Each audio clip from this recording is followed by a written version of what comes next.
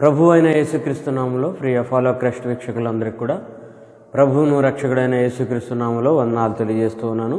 ప్రియమైన దేవుని వారలారా, ఈ వారం మరి మీతో దేవుని మాటలు పంచుకోవటానికి దేవాతి దేవుడు నాకు ఇచ్చిన ఈ మంచి అవకాశాన్ని బట్టి నేను దేవుని మహింపరుస్తూ ఉన్నాను. అదేవిధంగా మరి ఈ యొక్క పరిచర్య కొరకు మీరందరూ కూడా మరి ప్రార్థించాలని మరి ప్రార్థన అవసరం తెలియజేస్తున్నాను. అలాగే ఈ పరిచర్య కొరకు విదేశంలో ఉండి సహకరిస్తున్న ప్రతి ఒక్క బిడ్డను బట్టి ప్రభువుని మహిమపరుస్తున్నాను. మరి మీ కొరకు నిత్యము మా యొక్క అనుదిన ప్రార్థనలో జ్ఞాపకం చేసుకుంటున్నాము. మా కొరకు ఈ యొక్క పరిచర్య కొరకు ప్రార్థించాలని ప్రభు పేరు తెలియజేస్తున్నాను. ప్రియమైన ఫాలో క్రైస్ట్ సాహసంలో ఉన్న యవనస్తులారా, ప్రతి ఒక్కరు కూడా మీ యొక్క యవన జీవితాన్ని దేవుని కొరకు మరి సమర్పించుకోవాలని మరొకసారి ప్రభు పేరు తెలియజేస్తున్నాను. మరి ఈ యొక్క వారపు దినాల్లో దేవుని యొక్క మాటలు మనం నేర్చుకుందాం. మంచి అవకాశాన్ని, మంచి భాగ్యాన్ని దేవాతి దేవుడు మనకు అనుగ్రహిస్తున్నాడు. మరలా చూస్తే భయంకరమైన పరిస్థితులు, భయంకరమైన వార్తలు మనం వింటూ ఉన్నాము. ఎందుకంటే ఈ కరోనా వైరస్ మరలా రెండవ దశ బయలుదేరుతుందని మరి అనేక వార్తల్లో వింటూ ఉన్నాము. అనేక దేశాల్లో మరలా రెండవ పర్యాయం ఈ యొక్క లాక్డౌన్ మరలా విధిస్తూ ఉన్నారు. మరి ప్రభు యొక్క కృపను బట్టి మనల్ని, మన ప్రాంతంను దేవుడు ఎంతగానో ప్రేమించి సజీవ లెక్కలో మనం ఉంచుతూ ఉన్నారు. అందుని బట్టి దేవాతి దేవునికి మహిమ చెల్లిస్తున్నాను. ప్రియమైన వారలారా, సమయం చాలా విలువైనది. సమయాన్ని మనం సద్వినియోగం చేసుకోవాలి. ఎందుకంటే దుష్టుడు మరి చాలా పన్నాగాలు పన్నుతున్నాడు. ఎవరిని మింగుదరని వాడు గర్జించు సింహం వలె మరి చూస్తూ ఉన్నాడు. కాబట్టి మనం చాలా జాగరూకులకై మరి చాలా జాగ్రత్తగా మనము వారి యొక్క మరి తంత్రం నుండి మనం తప్పించబడి ప్రభువుకు దగ్గరగా మనం జీవించాలని ప్రభు పేట మీ అందరికి కూడా తెలియజేస్తూ ఉన్నాను. ఈ యొక్క సమయంలో మరి దేవుని యొక్క వాక్యాన్ని మనం నేర్చుకుందాం. దేవాతి దేవుడు మనతో మాట్లాడినట్లు మనమందరం కూడా ప్రార్థనాపూర్వకంగా వాక్యాన్ని వినటానికి సిద్ధపడదాం. ప్రియమైన వారలారా, మరి నేటి యొక్క అంశం ఏంటంటే దేవుడు మనల్ని ఎందుకు పిలుస్తూ ఉన్నాడు, దేవుని యొక్క ఉద్దేశం ఏంటి, దేవుడు మనల్ని ఎందుకు పిలుస్తూ ఉన్నాడని దినాన మనం ధ్యానించబోతున్నాం. దేవాతి దేవుడు తన వాక్యం ద్వారా మనతో మాట్లాడినట్లు మనం అందరం కూడా ప్రార్థనాపూర్వకంగా కనిపెడదాం. ప్రియమైన వారలారా, వాక్యాన్ని చదువుకుని మరి మనం ముందుకు సాగిపోదాం. యోహాను రాసిన మొదటి పత్రిక 5వ అధ్యాయము 19వ వచన భాగాన్ని మనం చూసుకుందాం. యోహాను రాసిన మొదటి పత్రిక 5వ అధ్యాయము 19వ వచన భాగాన్ని నేను చదువుతూ ఉన్నాను. మనము దేవుని సంబంధులమనియు లోకమంతయు దుష్టిని ఎందున్నదనియు ఎరుగుదము. మహాపరిశుద్ధుడైన ప్రియ పరలోకపు తండ్రి, నీ పరిశుద్ధ పవిత్రమైన నామానికి స్తోత్రము చెల్లిస్తున్నాం ప్రభువా. ఇదిగో నాన్న ప్రభా, ఈ వారదినాన మరలా మరి నీ మాటలు మేము ధ్యానించుకోవటానికి మాకు అనుగ్రహించిన ఈ మంచి అవకాశాన్ని బట్టి వందనాలు తండ్రి ప్రభా. నీ పక్షముగా నేను నిలబడిపోవచ్చుండగా ప్రభా, నా ద్వారా ప్రభా నీ యొక్క పరిశుద్ధాత్మ సహాయాన్ని అనుగ్రహించి నీ మాటలు బయలుపరచమని అనేక మందికి దీవెనకరంగా, ఆశీర్వాదకరంగా నీ వైపు తిరగటానికి, నిన్ను వెంబడించే విధంగా ఉండటానికి ప్రభా విలువైన మాటలు ప్రభా కొన్ని నిమిషాలు నన్ను నిలబెట్టుకుని నీ బోరుగా వాడుకోమని, పరిశుద్ధాత్మ సహాయాన్ని తోడుగా ఉంచమని, వినుచున్న వారికి ప్రభా ఆత్మీయ మేలు ప్రభా దయచేయమని, ప్రతి ఒక్కరు వాక్యంలో స్థిరపడి వాక్యానుసారంగా జీవించే విధంగా పరిశుద్ధాత్మ సహాయాన్ని ప్రతి ఒక్కరికి దయచేయమని, వినగల చెవి, గ్రహింపగల హృదయం ప్రతి ఒక్కరికి దయచేయమని ఈ కొద్ది మనవులు ప్రభా నీ పాదాలకు సమర్పించుకుంటూ యేసుక్రీస్తు శ్రేష్టమైన నామమును బట్టి ప్రార్థించి బ్రతిమాలు వేడుకుంటున్నాం ప్రియ పరలోకపు తండ్రి, ఆమేన్. ప్రియమైన వారలారా, మనము దేవుని సంబంధులమనియు, మొట్టమొదటి విషయం ఏంటంటే మనం ఎవరి సంబంధులమండి? దేవుని సంబంధులము. మరి ఈ లోకమంతయు మరి ఎవని యందుంది? దుష్టుని యందుంది. దేవుని యొక్క ఉద్దేశం ఏంటంటే మనము మరి దేవునికి ఇష్టానుసారంగా, దేవుని చిత్తానుసారంగా జీవించాలని దేవుడు ఆశపడుతూ ఉన్నాడు. మనమందరము కూడా దేవుని సంబంధులము. అయితే ఈ లోకము దుష్టుని యందున్నదని కూడా మనకి తెలుసు. ఇక్కడ చెప్పబడుతున్న విషయం ఏంటంటే, మొట్టమొదటి విషయం ఏంటంటే మనము దేవుని సంబంధులము, లోకము దుష్టుని యందుంది. ఇప్పుడు మనము ఎక్కడ ఉన్నాము? ఈ లోకములో జీవిస్తున్నాం. అయితే ఇక్కడ మరి గమనించవలసినవి ఏంటంటే, ఈ లోకములో ఉన్న మనము ఈ లోకతంత్రాలకు లోనైపోతూ ఉన్నాము, లోకాశలకు లోనైపోతూ ఉన్నాము, దేవుణ్ణి మనము ఎరగక ఉన్నాము. దేవుని యొక్క ఉద్దేశం ఏంటంటే దేవుణ్ణి తెలుసుకోవాలి. మనము దేవుని వారమని మనము గ్రహించాలి. మనం ఆ గ్రహింపు లేక లోకంలో జీవిస్తున్నాము, లోకానుసారంగా జీవిస్తున్నాము, లోకాన్ని వెంబడిస్తూ ఉన్నాం. ప్రియమైన వారులారా, మనం దేవుని వారమని మర్చిపోతూ ఉన్నాము, దేవుని వారమని మనం గ్రహించలేకపోతూ ఉన్నాము. ఆలోచించేద్దాం ప్రియమైన వారులారా, మనము దేవుని సంబంధం. అపోస్తలుడైన యోహాను గారు చాలా వివరంగా చెబుతూ ఉన్నారు, మనము దేవుని సంబంధం. అయితే ఈ లోకము దుష్టిని అంటుంది, కాబట్టి మనం దుష్టుని జయించాలి. దుష్టుడు వేసే బాణాలను మనము అడ్డుకోవాలి. చాలా సందర్భాల్లో మనం నేర్చుకున్నాము, మనకేముండాలి? విశ్వాసం అనే డాలు ఉండాలి. కాబట్టి ఈ లోకంలో మనము ఏం చేస్తున్నామంటే లోకాశలకు లోనైపోతున్నాము, లోకాన్ని వెంబడిస్తున్నాము, లోకానుసారంగా జీవిస్తున్నాము. అంటే దుష్టులలో మనము మమేకమైపోయి దుష్ట సంబంధమైన ఆలోచనలు కలిగి దుష్టుని యొక్క ఉద్దేశాలను, ఆలోచనలు మనము నెరవేర్చేవారుగా ఉంటూ ఉన్నాము. దేవుని సంబంధులమని మనం మర్చిపోతూ ఉంటున్నాము.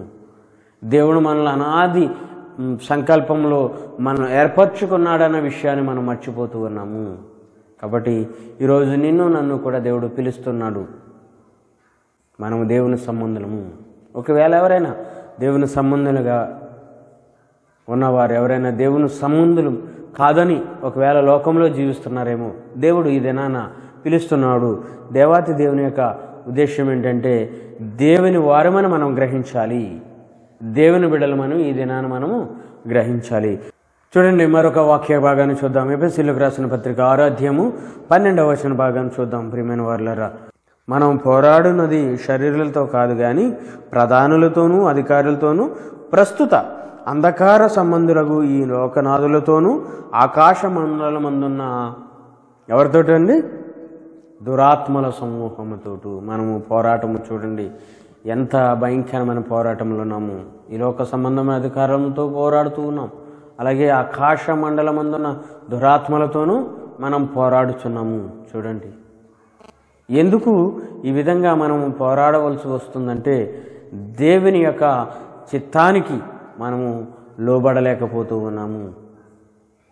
కాబట్టి ఇవన్నీ కూడా దురాత్మకు అంటే దుష్టునికి సంబంధించిన ప్రక్రియ. వీటన్నిటి నుండి కూడా దేవుడు నిన్ను ప్రత్యేకపరచాలని ఆశపడుతూ ఉన్నాడు. కాబట్టి మనం ఏం చేస్తున్నామంటే ఆ వాక్యాన్ని వింటున్నాం, పెడచెవిన పెడుతూ ఉన్నాం, గ్రహించలేకపోతూ ఉన్నాం, దుష్టునికి లోబడిపోతున్నాం, వాడిని మనము ఖండించలేకపోతూ ఉన్నాము. చూడండి అదే ఎఫెసీయులకు రాసిన పత్రిక 5వ అధ్యాయము 11వ వచనం చూడండి. నిష్ఫలమైన అంధకార క్రియలో పాలువారి ఉండక వాటిని ఖండించండి అంటున్నాడు. అంధకార క్రియల్లో పాలువారి ఉండక వాటిని ఖండించాలి. ఈ రోజున ఎందుకు మనం తొట్టలేకపోతున్నాము, ఎందుకు మనము మరి వాటిని ఖండించలేకపోతున్నామంటే లోకంలో మమేకమైపోతూ ఉన్నాము, లోకానుసారంగా జీవిస్తూ ఉన్నాము, లోకాన్ని మనం అనుసరిస్తున్నాం. ప్రియమైన వారులారా, చూడండి లోకంలో ఉన్నదంతా కూడా ఏమిటి? శరీరాశ, నేత్రాశ, జీవటమము, ఇవన్నింటినీ కూడా మనము వెంటాడుతూ ఉన్నాము. లోకము దుష్టునికి అప్పగించబడి ఉంది. ఆనాడు యేసుక్రీస్తు అపవాది అంటాడు కదా, నా కాళ్ళకు నువ్వు మొక్కు, ఈ లోకాధికారములన్నీ కూడా నీకు ఇస్తానని యేసుక్రీస్తు మరి అపవాది అంటూ ఉన్నాడు. చూడండి, అంటే ఈ లోకము ఎవరికి అప్పగింపబడింది అంటే అపవాదికి అప్పగింపబడి ఉంది. కాబట్టి మనము ఎక్కడున్నామంటే అపవాది యొక్క మరి చేతుల్లో ఉంటూ ఉన్నాము. అందుకే దేవుడు మనల్ని పిలుస్తూ ఉన్నాడు. అందుకే దేవుడు ఇదన్నా నిన్ను పిలుస్తూ ఉన్నాడు. నువ్వు అపవాది తంత్రములకు లోనైపోతూ ఉన్నావు, అపవాది యొక్క తంత్రాల్లో చిక్కుకుని ఉన్నావు. దేవుడు నిన్ను పిలుస్తున్నాడు, దేవుడు నిన్ను ప్రత్యేకపరచాలని ఆశపడుతూ ఉన్నాడు. దేవుడు నిన్ను ఒక నూతన సృష్టిగా చేయాలని ఆశపడుతూ ఉన్నాడు. ఈ లోకంలో నువ్వు జీవిస్తున్నావు, ఈ లోకానుసారంగా నీవు జీవిస్తున్నావు, కానీ దేవుని ఉద్దేశాలు వేరు, ఆయన ప్రణాళిక వేరు, ఆయన తలంపులు వేరు, ఆయన ఉద్దేశాలు వేరు. కానీ ఆయన యొక్క ఉద్దేశాలకు భిన్నంగా, ఆయన యొక్క తలంపులకు మరి విభిన్నంగా నువ్వు జీవిస్తూ ఉన్నావు. ఆయన నిన్ను నిర్మించిన ఆయన యొక్క ఉద్దేశ ప్రకారంగా నువ్వు జీవించలేకపోతూ ఉన్నావు. ఆయన ఒక మంచి ఉద్దేశం కలిగి నిన్ను నిర్మించాడు దేవుడు. కానీ నీవు ఆయన ఉద్దేశాలకు విరోధంగా జీవిస్తూ ఉన్నావు, లోకాన్ని వెంబడిస్తున్నావు, లోకంలో జీవిస్తున్నావు, లోకంలో కలిసిపోతూ ఉన్నావు. కానీ ఆయన నిన్ను ప్రత్యేకపరచాలని ఆశపడుతూ ఉన్నాడు. ప్రియమైన వారులారా, దేవుడు నిన్ను ఈ లోకములో నుండి, ఈ లోక మాలిన్యము నుండి నిన్ను ప్రత్యేకపరచాలని దేవుడు ఇష్టపడుతూ ఉన్నాడు. కానీ నువ్వేం చేస్తున్నావు? ఈ లోక మాలిన్యంలో కలిసిపోతున్నావు, ఈ లోకాన్ని నువ్వు వెంబడిస్తున్నావు. యవనుడా, యవనస్తురాలా, ఆలోచించండి. ఈ దినాన మన జీవితం ఏ విధంగా ఉంది? ఆదివారం ఆరాధనకి వెళ్తున్నాం, కొన్ని నిమిషాలు ఆ వాక్యాన్ని వినగలిగిన వారు వింటూ ఉన్నారు. ఆ సన్నిధిలో కూడా, ఆ సమయాన్ని కూడా మొబైల్ ఫోన్స్తో గడిపేవారు అనేక మంది ఉంటూ ఉన్నారు. ప్రియమైన వారులారా, కొన్ని నిమిషాలు కూడా దేవునికి ఆ సమయాన్ని ఇవ్వలేకపోతున్నాము, వాక్యానికి సమయాన్ని ఇవ్వలేకపోతూ ఉన్నాము. ప్రియమైన వారులారా, చూడండి ఎంత భయంకరమైన తంత్రంలో మనల్ని లోబరుస్తూ ఉన్నాడు, ఎటువంటి ఆశలతో మనల్ని అపవాది లోపరుచుకుంటూ ఉన్నాడు. అందుకే యవనస్తులారా, మీరు బలవంతులు, మీరు దుష్టిని జయించి ఉన్నారని చక్కని వాక్యము చెబుతూ ఉంది. అయితే జయించగలుగుతున్నామా? మనం చెప్పబడిన వాక్యానుసారంగా మనం దుష్టిని జయించగలుగుతున్నామా? దుష్టినికి లోబడిపోతున్నామా అంటే చాలామంది లోబడిపోతున్నారనే చెప్పుకోవాలి. చాలామంది దుష్టిని యొక్క తంత్రంలో పడిపోతున్నారనే చెప్పుకోవాలి. కాబట్టి ఆలోచించేద్దాం. ప్రియమైన వారులారా, యవనస్తులారా, మీరు బలవంతులు, దుష్టిని జయించున్నారు. ఈ దినాన ప్రభు నిన్ను పిలవటానికి ఆయన యొక్క ముఖ్య ఉద్దేశం ఏంటంటే నిన్ను పరిశుద్ధపరచాలని, నిన్ను ప్రత్యేకపరచాలని, నిన్ను ఒక నూతన సృష్టిగా ఆయన చేయాలని ఆశపడుతూ ఉన్నాడు. కాబట్టి ఆలోచించేద్దాం. ఈ అంధకార సంబంధమైన దుష్టత్వం నుండి మనం బయటికి రావాలి, వెలుగులోనికి రావాలి. చీకటిలో జీవిస్తున్న నీవు ఆయన వెలుగుగా ఉన్నాడు. కాబట్టి మనము ఆయన చెంతకు రావాలి. ఆయనను పిలుస్తూ ఉన్నాడు, ఆయనను పిలుస్తూ ఉన్నాడు. ఈ వాక్యము ఎవరైతే వింటూ ఉన్నారో ఒకసారి ఆలోచించేద్దాం. ఎందరైతే ఈ వాక్యానికి మీ చెవిని ఇస్తున్నారో, మీ హృదయాన్ని ఇస్తున్నారో ఒకసారి ఆలోచించేద్దాం. ప్రియమైన వారులారా, అంధకార సంబంధమైన అధికారం నుండి దేవుడు మనల్ని విడిపించాలని ఆశపడుతున్నాడు. చూడండి, కొలసీలో రాసిన పత్రిక 1వ అధ్యాయము 13వ వచన భాగాన్ని చూద్దాం. కొలసీలకు రాసిన పత్రిక 1వ అధ్యాయము 13వ వచన భాగాన్ని మనం చూద్దాం. ఆయన మనలను అంధకార సంబంధమైన అధికారం నుండి విడుదల చేయాలని ఆశపడుతూ ఉన్నాడు. విడుదల చేసి తాను ప్రేమించిన తన కుమారుని యొక్క రాజ్య నివాసులుగా చేసెను. ఈ అంధకార సంబంధమైన అధికారం నుండి ఆయన విడిపించాలని ఆశపడుతూ ఉన్నాడు. ఈ అంధకారంలో దిగిపోయిన మనలను ఈ అంధకార సంబంధమైన అధికారం నుండి మనల్ని విడిపించి ఆయన ప్రేమ కుమారులుగా, ప్రియ కుమారులుగా మనల్ని చేసుకోవటానికి ఇష్టపడుతూ ఉన్నాడు దేవుడు. ఆలోచించేద్దాం ప్రియమైన వారులారా, దేవుడు ఎంత ప్రేమమయుడండి, ఎంత జాలి గల దేవుడండి. చూడండి, ఆయన మనల్ని విడిపించటానికి ఈ లోకానికి వచ్చాడు. ఈ యొక్క అంధకార సంబంధంలో కూరుకుపోయిన నిన్ను దేవుడు విడిపించాలని ఈరోజు నేను పిలుస్తున్నాడు. దేవుని కొరకు నీవు సిద్ధపడతావా?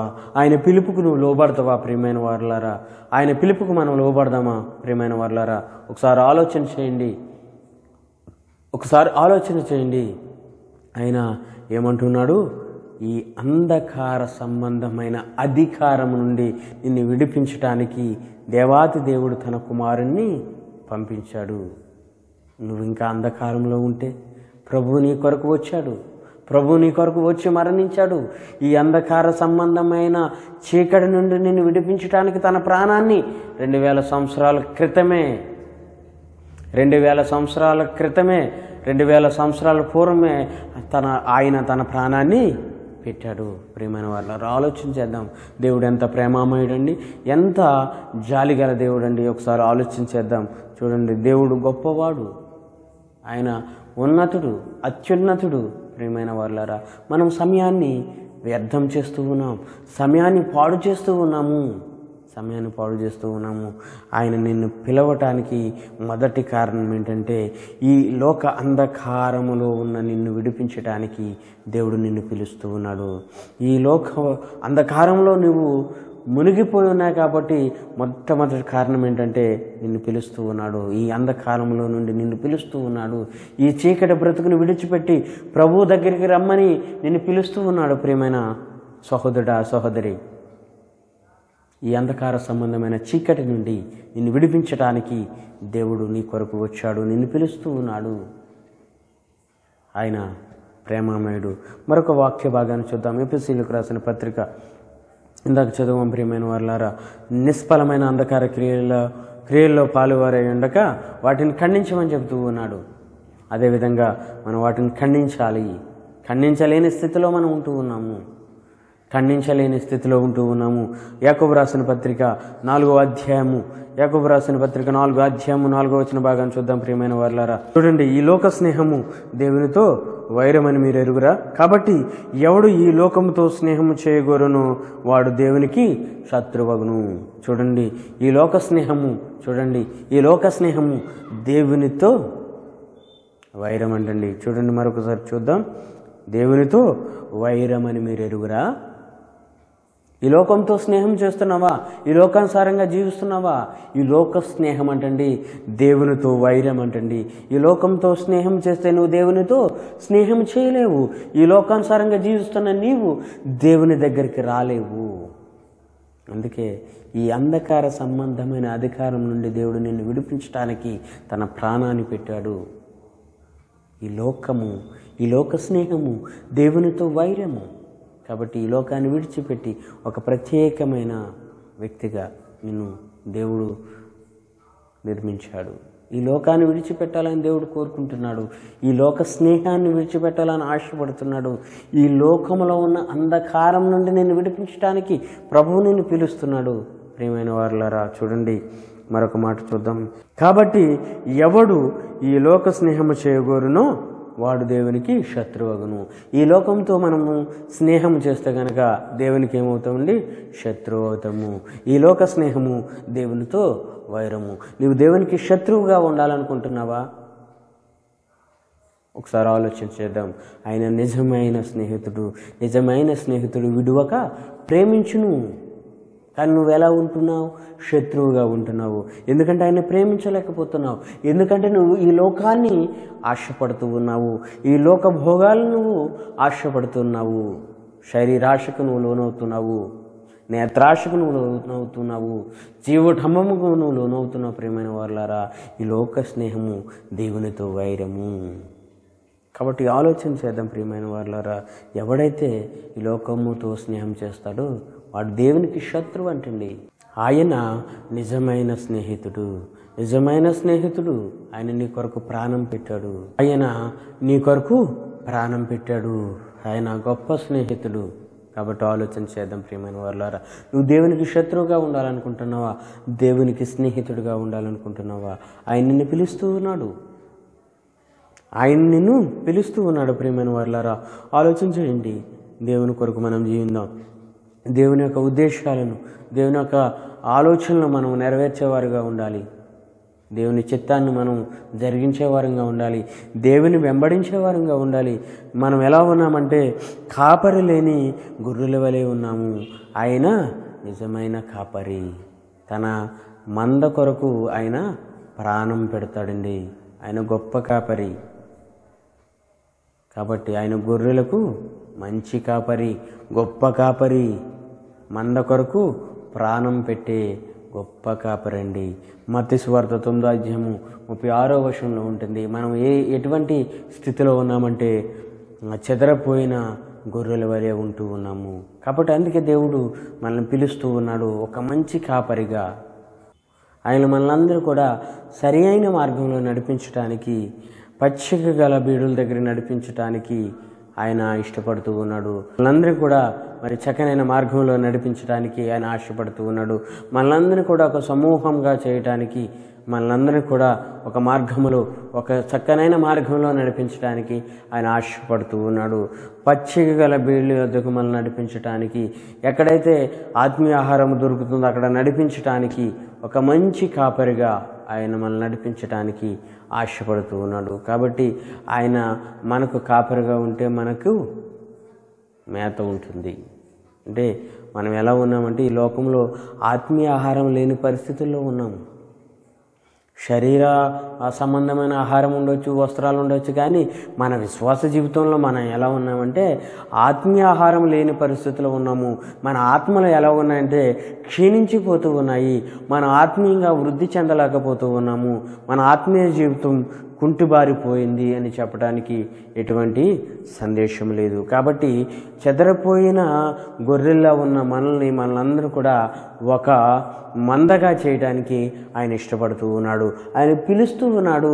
మనం కాపరి స్వరం విని ఆయనకు లోబడినట్లయితే మనల్ని చక్కగా ఆయన నడిపించటానికి, మన ఆత్మీయ స్థితి బలపడటానికి, బలమైన ఆత్మీయహారం అందించటానికి దేవుడు ఇష్టపడుతూ ఉన్నాడు. నిన్ను బలపరచటానికి ఆయన ఇష్టపడుతూ ఉన్నాడు.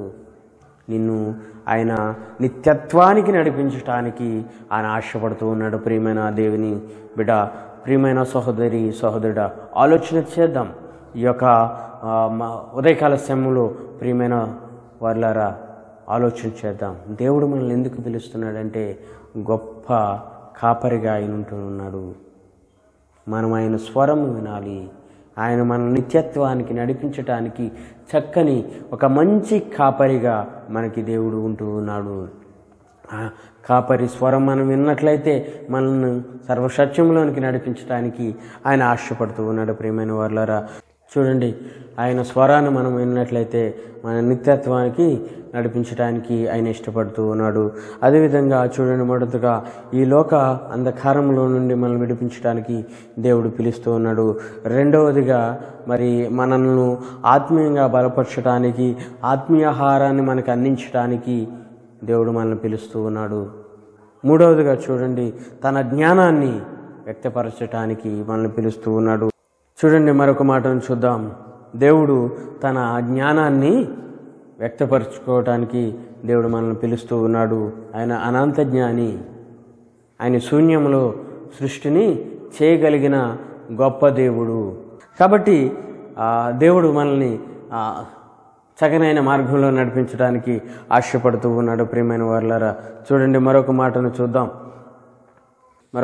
చూద్దాం. ఎఫెసీయులకు రాసిన పత్రిక 5వ అధ్యాయం. ఇప్పుడు మనము ఎటువంటి పరిస్థితుల్లో ఉంటూ ఉన్నాము? కడవరి గడిలో ఉంటున్నాం. దినములు ఏ విధంగా ఉన్నాయి? భయంకరంగా ఉన్నాయి. ఓ పక్క చూస్తే కరోనా, ఓ పక్క చూస్తే విపరీతమైన పరిస్థితులు, గందరగోళమైన పరిస్థితులు కనపడుతూ ఉన్నాయి. ఈ కరోనా వైరస్ మరలా సెకండ్ దశను మరి పూనుకుని వస్తూ ఉంది. మరలా కొన్ని దేశాల్లో లాక్డౌన్ అంటూ ఉన్నారు. చూడండి, ఒకవేళ భయంకరమైన మరలా మన దేశంలో కూడా లాక్డౌన్ పెట్టే పరిస్థితులు కూడా మనకు కనబడుతూ ఉన్నాయి. కాబట్టి మనము భయంకరమైన దినాల్లో ఉన్నాము. ఈ దినములు ఎటువంటి అంటే చెడ్డవి. చూడండి, 5వ అధ్యాయము 15వ వచనంలో, దినములు చెడ్డవి గనుక మీరు సమయమును పోనీక సద్వినియోగము చేసుకొనొచ్చు, అజ్ఞానుల వలె కాక జ్ఞానుల వలె నడుచుకున్నట్లు జాగ్రత్తగా చూసుకొనటి. ఇప్పుడు మనం చేయవలసింది ఏంటంటే దినములు చెడ్డవి. గత సంవత్సరంలో ఈ దినాల్లో మనం ఒక భయంకరమైన భయముతో బిక్కుమంటూ ఉంటూ ఉన్నాము. చైనా దేశంలో అనేక మంది మరణిస్తూ ఉన్నారు. అనేక దేశాల్లో లాక్డౌన్. మనం పరిస్థితి చూస్తే మన దేశం పరిస్థితి, మన రాష్ట్రం పరిస్థితి ఎలా ఉంటుందో అనే భయంతో చాలా వేదన చెందాము. అనేక మంది కూడా మరణించారు. మన దేశంలో, మన రాష్ట్రంలో అనేక మంది ప్రముఖులైన వారు కూడా ఈ కరోనా వల్ల మరణించారు. దినములు చాలా చెడ్డవండి. సమయము చాలా తక్కువగా ఉంది. మనం ఏం చేస్తున్నామంటే సమయాన్ని వ్యర్థం చేస్తూ ఉన్నాము, కాలయాపన చేస్తూ ఉన్నాము. ప్రభువుకి సమయాన్ని ఇవ్వలేకపోతున్నాం. ప్రభు నిన్ను పిలుస్తున్నాడు, నిన్ను ఆత్మీయంగా బలపరచడానికి పిలుస్తున్నాడు. ఈ లోకంలో నుంచి ప్రత్యేకపరచడానికి నిన్ను పిలుస్తూ ఉన్నాడు. కాబట్టి ఆలోచించేద్దాం ప్రియమైన వారులారా, మనం ప్రత్యేకింపబడిన వారము. మనల్ని దేవుడు పరిశుద్ధులవుటకే పిలిచాడు తప్ప నిత్య నరకాగ్నికి మనము ఫాలో అవటానికి ఆయన పిలువలేదు. దేవుడు పరిశుద్ధుడు. మనల్ని కూడా దేవుడు పరిశుద్ధులుగా అవుటకే మనల్ని పిలిచాడు. కాబట్టి ఆలోచన చేయండి, ఆయన పిలుపు చాలా శ్రేష్టమైనది, ఆయన పిలుపు చాలా ఉన్నతమైనది. మనం నిర్లక్ష్యం చేస్తూ ఉన్నాము. భయంకరమైన దినాల్లో మనం ఉంటూ ఉన్నాము. కాబట్టి చూడండి, మీరు సమయమును పోనీయక సమయమును పోనీయక సద్వినియోగం చేసుకునుచు అజ్ఞానుల వలె కాక జ్ఞానుల వలె నడుచుకున్నట్లు జాగ్రత్తగా చూచుకొనిడి. మనం చాలా జాగ్రత్తగా ఉండాలి ప్రియమైన వారులారా. దినములు బహు చెడ్డవి, సమయం బహు తక్కువగా ఉంది.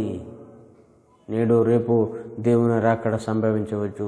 సిద్ధంగా ఉన్నావా? ఆయన నిన్ను పిలుస్తూ ఉన్నాడు. ఆయన ఉద్దేశం ఏంటంటే నిన్ను ప్రత్యేకపరచాలని, నిన్ను పరిశుద్ధుల గుంపులో ఉంచాలని ఆయన ఆశపడుతూ ఉన్నాడు. నిన్ను ప్రత్యేకపరచాలని ఆశపడుతూ ఉన్నాడు. ప్రియమైన వాళ్ళారా, మరొక మాటను చూద్దాం. మనం దేవుని వాక్యాన్ని ఇంకా మనం నేర్చుకున్నాం ప్రియమైన వాళ్ళారా. మొదటి తెస్సలోనికీయులకు రాసిన పత్రిక 4వ అధ్యాయము 7వ వచన భాగాన్ని చూద్దాం ప్రియమైన వాళ్ళారా. పరిశుద్ధులవుటకే దేవుడు మనల్ని పిలుచును కానీ అపవిత్రులుగా ఉండుటకు పిలువలేదు. చూడండి, మనల్ని పిలుస్తున్న విధానం చూడండి. ఎందుకు పిలిచాడు దేవుడు? మనం ఇప్పుడు చెప్పుకున్నాం. పరిశుద్ధులవుటకే దేవుడు పిలిచాడు, మనల్ని అపవిత్రులుగా ఉండుటకు పిలువలేదు. దేవుడు ఎందుకు పిలిచాడో అర్థమవుతుందండి? ఎందుకు పిలిచాడండి దేవుడు? కాబట్టి ఆలోచించండి. మనం పరిశుద్ధులుగా ఉండాలి. ఆయన పరిశుద్ధుడు కనుక మనం కూడా పరిశుద్ధులుగా ఉండాలి.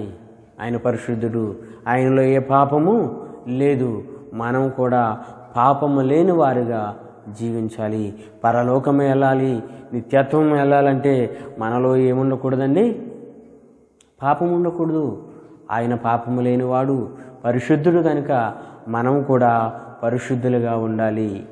దేవుని రాజ్యం వెళ్ళాలంటే మనం కూడా పరిశుద్ధులుగా ఉండాలి ప్రియమైన వాళ్ళారా. మరి మనం ఎలా ఉంటూ ఉన్నాము? ఈ లోక స్నేహము దేవునితో వైరము. ఈ లోకముతో స్నేహము చేయగోరువాడు దేవునికి శత్రువగును. చూడండి, ఈ లోక స్నేహం అంటే ఏమనుకుంటున్నారు ప్రియమైన వాళ్ళారా? ఈ లోక స్నేహం అంటే ఏమనుకుంటున్నారు మీరు? చూడండి, మందిరానికి వెళ్ళవలసినప్పుడు మందిరానికి వెళ్ళవు. ఎవడో స్నేహితుడు వస్తాడు, ఎక్కడికో తీసుకెళ్తాడు. ఏదో చీకటి కార్యాలు చేస్తూ ఉంటాము. ప్రభువుకి సమయము, లోకాన్ని వెంబడిస్తాము, రకరకాల స్టంట్స్ చేస్తూ ఉంటాము. దేవునికి ఇష్టమైన కాదు. తల్లిదండ్రులను బాధ పెడుతూ ఉంటాము.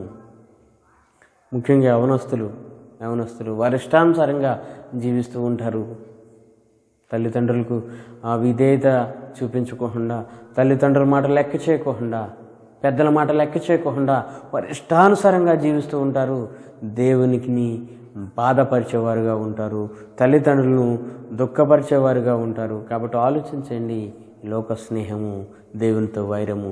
ఈ లోకాన్ని వెంబడిస్తున్నావా? ఈ లోకానుసారంగా జీవిస్తున్నావా? త్రాగుడులో నువ్వు మునిగి ఉన్నావా? లేదా వ్యసనాల్లో నువ్వు మునిగి ఉన్నావా? అది ఏ వ్యసనమైనప్పటికీ దేవుడు విడిచిపెట్టమని ఈ యొక్క దినాన్ని చెప్తూ ఉన్నాడు. దేవుడు పరిశుద్ధుడు కనుక నిన్ను కూడా పరిశుద్ధుడిగా ఉండటానికి దేవుడు పిలుస్తూ ఉన్నాడు. ఈ లోకము నుండి నిన్ను ప్రత్యేకపరచాలని ఆశపడుతూ ఉన్నాడు. నిన్ను నూతన సృష్టిగా ఆయన మలచాలని ఆశపడుతూ ఉన్నాడు.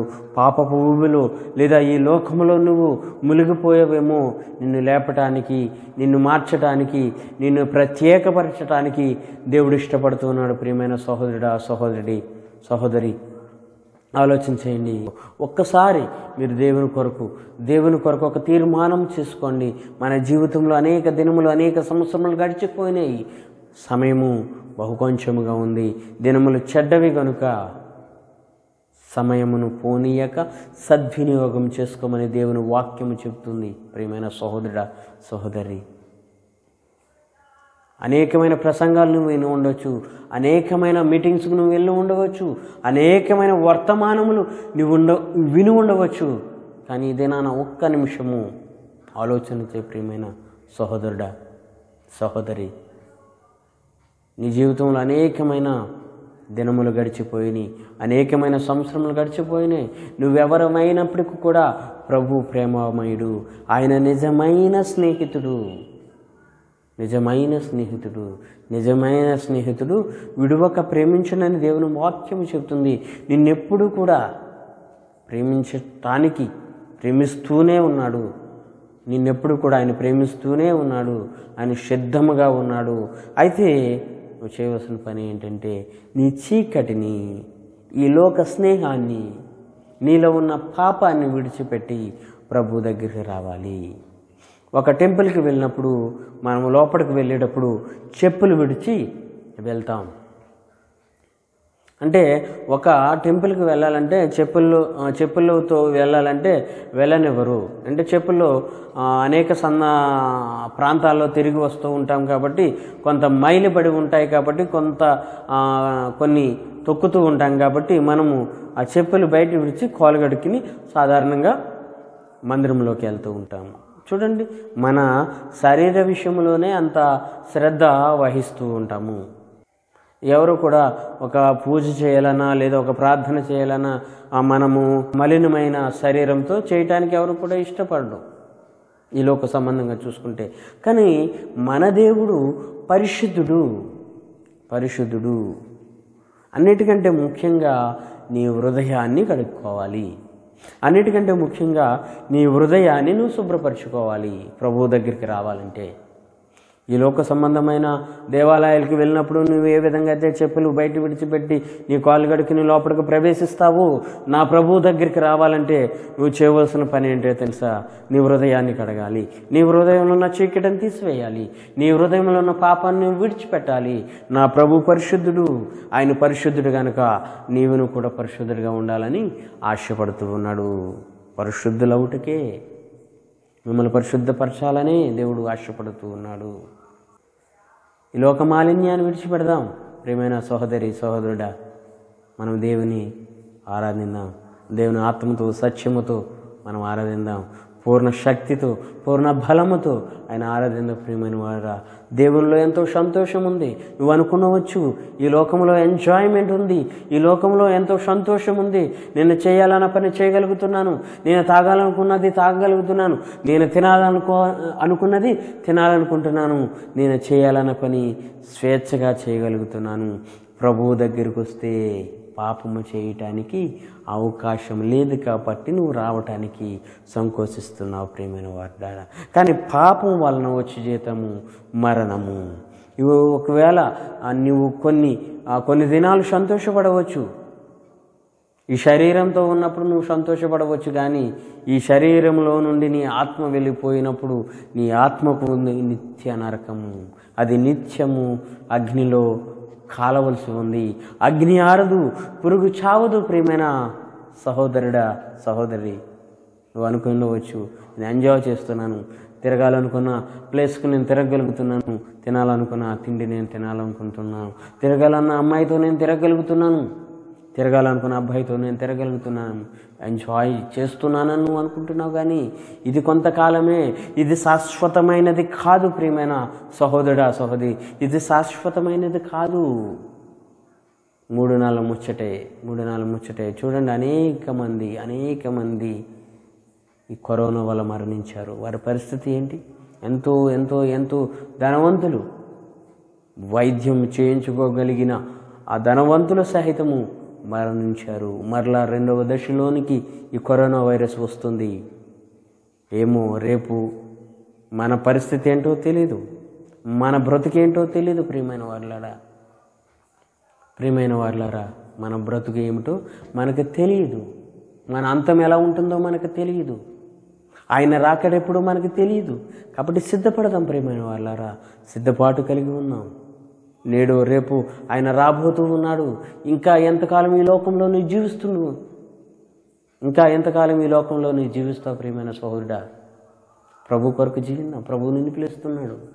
ఇంకా నీ హృదయమైన తలుపు వద్ద ఆయన తడుతూ ఉన్నాడు, ఆయన పిలుస్తూనే ఉన్నాడు. ఒకవేళ నీ వయసు 30 సంవత్సరాలు అవ్వచ్చు, లేదా 40 సంవత్సరాలు అవ్వచ్చు, 20 సంవత్సరాలు అవ్వచ్చు, నిన్ను పిలుస్తూనే ఉన్నాడు. యవనస్తులు చనిపోతూ ఉన్నారు. ఈరోజు మరణాలు చూస్తే యవనస్తులు ఎక్కువగా చనిపోతూ ఉన్నారు. కారణం అపవాది తంత్రములకు లోనైపోతూ ఉన్నారు. అపవాది వారు మృత్యుములోనికి నడిపిస్తూ ఉన్నాడు. వారి భవిష్యత్తును చితిమేస్తున్నాడు అపవాది. నీ జీవితం ఆ విధంగా మధ్యలో అర్ధాంతరంగా ముగిసిపోకూడదు. దేవుని ఉద్దేశము నీ పట్ల ఒక మంచి ప్రణాళిక కలిగి ఉన్నాడు దేవాతి దేవుడు ఒక మంచి ప్రణాళిక కలిగి ఉన్నాడు. ప్రియమైన సహోదరుడా, నిన్ను నిత్యత్వానికి తీసుకెళ్లాలని ఆశపడుతున్నాడు. ఆయనతో పాటు ఉండాలని ఆశపడుతూ ఉన్నాడు. అందుకే నిన్ను పిలుస్తున్నాడు. పిలుస్తున్నాడు. ఆయన పిలుపు ఈ దినాన నీకు వినబడితే కనుక, ఆయన పిలుపు, ఆయన స్వరము, ఆయన మెల్లనైన స్వరము నీకు వినబడితే కనుక నీ హృదయమైన తలుపు ఈరోజు తీస్తావని నేను ఆశపడుతూ ఉన్నాను. ప్రియమైన సహోదరుడా, సహోదరి, ఆయన పిలుపు కనుక నీకు వినబడితే ఈ వాక్యం ద్వారా నీ హృదయం అనే తలుపు తెరుస్తావని నేను ఆశపడుతూ ఉన్నాను. దినములు బహు చెడ్డవి, సమయం బహు కొంచెముగా ఉన్నది. ప్రియమైన సహోదరుడా, ఈ లోకమంతా కూడా మాయా ప్రపంచం, రంగుల ప్రపంచం. కాబట్టి ఆలోచించండి, ఈ అశాశ్వతమైన లోకాన్ని చూసి, ఈ లయమైపోబోతున్న ఈ లోకాన్ని చూసి నువ్వు ఒకవేళ ఇది శాశ్వతం అనుకుంటున్నావేమో. ఇది మనకు స్థిరత్వం కాదు. మన పౌరస్థితి పరలోకమందు ఉంది. పౌలు అంటాడు కదా, మన పౌరస్థితి ఎక్కడుంది? పరలోకం ఉంది. మనం ఇక్కడ మనము రెంటకుంటున్నాం అంతే. ఇది మన శాశ్వత దేశం కాదు. ఇది మనకు శాశ్వతమైన లోకము కాదు. శాశ్వతమైన లోకం ఇంకొకటి ఉంది, అది నిత్యత్వం. నిత్యత్వంలోనికి రావాలని ఆశపడుతూ ఉన్నాడు. ఇంకొకటి ఉంది, అది కూడా నిత్యత్వమే. అది నరకం, అది కూడా యుగయుగాలు ఉంటుంది. కానీ దేవుడు నిన్ను ఎందుకు పిలుస్తున్నాడంటే, ఆ వేదనకరమైన స్థలములోనికి నువ్వు వెళ్ళటానికి దేవుడు ఇష్టపడటం లేదు. ఆయనతో పాటు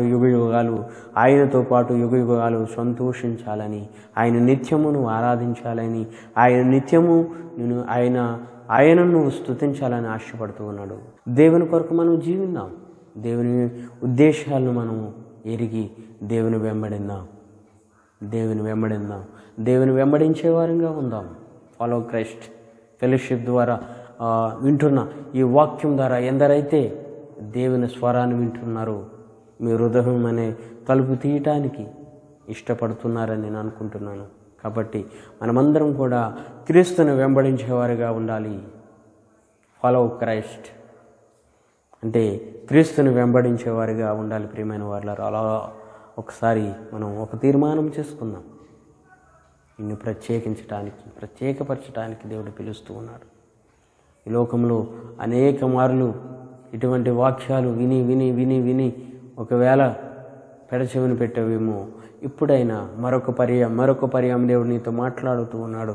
దేవుడు మరొక పర్యాయం నిన్ను పిలుస్తూ ఉన్నాడు. కాబట్టి దేవుని దగ్గరికి వద్దాం. ఆయన నిన్ను పిలుస్తున్నాడు. ముమ్మారు ఆయన పిలుస్తూ ఉన్నాడు. కాబట్టి ఆయన స్వరము విని నీ హృదయం అనే తలుపు తీసినట్లయితే ఇది నీ హృదయంలో రావటానికి, నీలో ఆయన ప్రవేశించటానికి, నీలో ఆయన ఉండటానికి ఇష్టపడుతున్నాడు. ప్రియమైన సహోదరుడా, సహోదరి. కాబట్టి ప్రతి ఒక్కరూ కూడా సిద్ధపడదాం, వాక్యానికి లోబడదాం, వాక్యానుసారంగా జీవిద్దాం. ఈ చీకటి బ్రతుకు నుండి, ఈ అంధకార సంబంధమైన జీవితంలో నుండి మనం వెలుగులోనికి వద్దాం. ఈ అంధకార అధికారం నుండి దేవుడు మనల్ని విడిపించడానికి మనల్ని పిలుస్తూ ఉన్నాడు. కాబట్టి ఈ అంధకారంలో నుండి ఆయన స్వరం విని ఆయన దగ్గరికి మనం వెళ్దాం. ప్రియమైన వారులారా, కాబట్టి ఈ అంధకార క్రియలు మనం ఏం చేయాలండి? ఖండించలేకపోతున్నాము. ఎక్కడా కూడా మనం ఖండించలేకపోతున్నాము. మన స్నేహితుల ద్వారా మనము లోకంలో పడిపోతున్నాము. మన యొక్క కొలీగ్స్ ద్వారా మన పాపంలో పడిపోతున్నాము. ఎక్కడా కూడా ఈ చీకటి క్రియలు, ఈ లోకపు క్రియలను మనం ఖండించలేకపోతున్నాం. ఇది మనకు తగదు. దేవుడు పరిశుద్ధుడు, మనం కూడా పరిశుద్ధులుగా ఉండటానికి మా దేవుడు మనల్ని పిలుస్తున్నాడు. కాబట్టి మన వాక్యం ఎరిగి ప్రతి విషయాన్ని, అంధకార సంబంధమైన ప్రతి విషయాన్ని ఖండించేవారంగా మనం ఉండాలని దేవుని వాక్యము సెలవిస్తుంది. ప్రియమైన వారులారా, కళ్ళు మూసుకోండి, ప్రార్థన చేసుకుని వాక్యాన్ని మనం ఊహించుకుందాం.